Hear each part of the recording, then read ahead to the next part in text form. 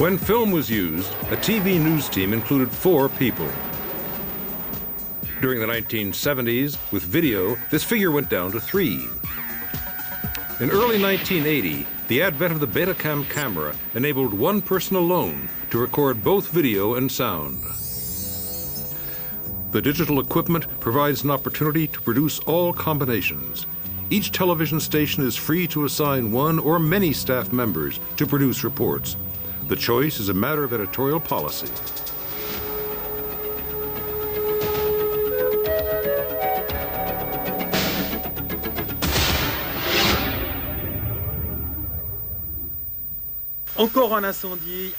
This report is from Toute Image by the local television station in Lausanne, Switzerland. There, the reporter shoots alone, writes his commentaries, and does the rough editing of his story thanks to special software. The editor works from this preliminary edit list. Obviously, the fact that we must take responsibility for the editing makes us shoot differently. We can try to give a tone to the reports beforehand through what we shoot.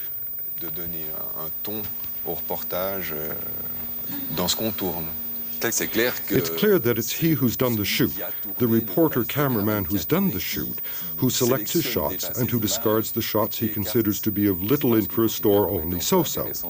There's the risk, for example, of his discarding shots that he considers to be technically poor, while the news content is good. Or, for example, the opposite of his keeping the shots on which the news content is good, but where technically the shot is poor. The editor receives this preliminary edit list made by the reporter-cameraman. If the choice is not good, it's still possible to go back to the rushes, but such modification is quite rare. The editor is therefore watchful. His criticism of the structure suggested by the journalist is carefully listened to. The reporter, since he does his own shooting, does the job of the cameraman. When he gets here, he's already structured his report and he says, I know there's a picture that's good in that bin. There's a shot that's good. That helps a lot. It's not as though it were a simple journalist telling me, listen, you have to do this. He still has a sensitivity and ideas. We're quite close.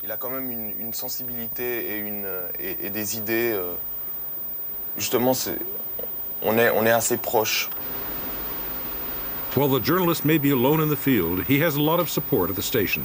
Each departure is amply discussed, and each return is subject to an appraisal of the journalistic qualities of the report.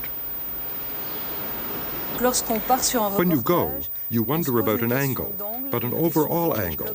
You're not only a journalist in the way you'll write the story, but also a journalist in the way you'll write the story in pictures. So the thought process doesn't occur in 2 steps, but at the same time.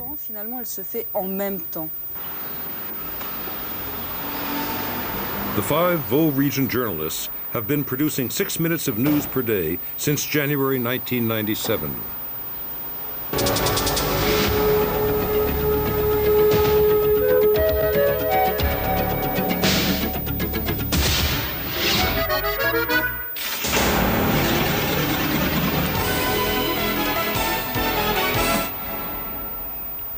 In Bristol, England, the private regional television station, HTV, has completely entered the digital age. Since March 1997, a computer server has been controlling the production of 9 daily newscasts. Hello, good afternoon. HTV was one of the first stations in the world to give up using the cassette. The journalists and technicians produce computer files which circulate within the closed-circuit network. For the English TV viewer, there's no visible difference, but for the staff, the transition has been radical. As elsewhere, the production of reports used to follow the traditional stages leading to broadcast. The editor worked on the rushes, the journalist wrote his commentary, which was mixed, and perhaps some graphics were put in. Each stage gave the cassette added dimension. HTV opted for a centralized system. After the shooting, the rushes are digitalized in the server.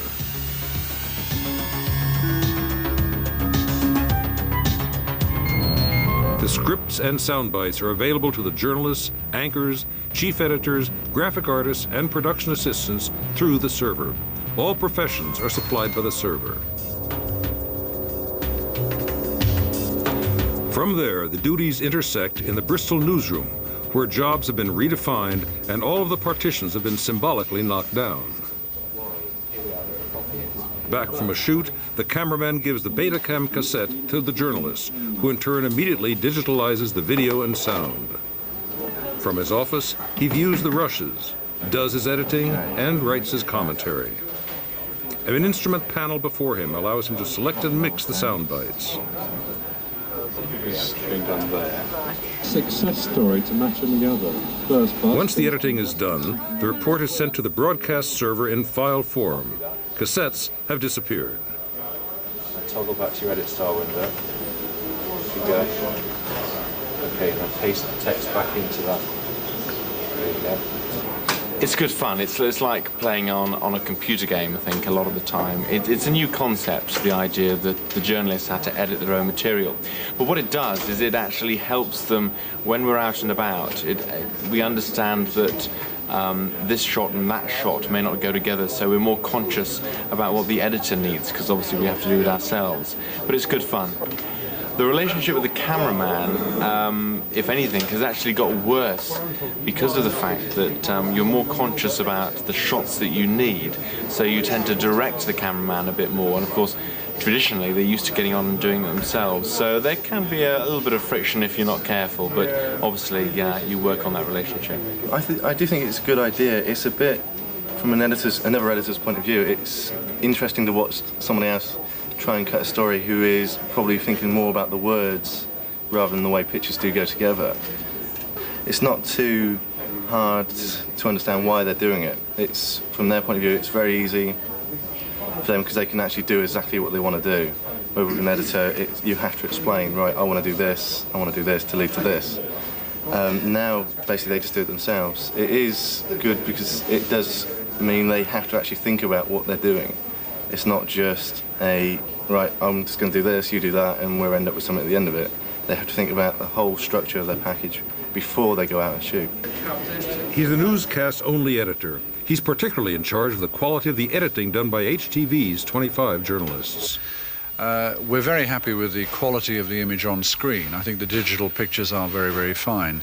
As far as the quality of the packages or the reports is concerned, I think at the moment some of our reporters are doing very well, and all of them are turning out packages which are of perfectly good broadcast quality. Perhaps not quite as good as a very highly skilled, creative picture editor would do, but they're getting better all the time. The main problems are getting people used to new technology.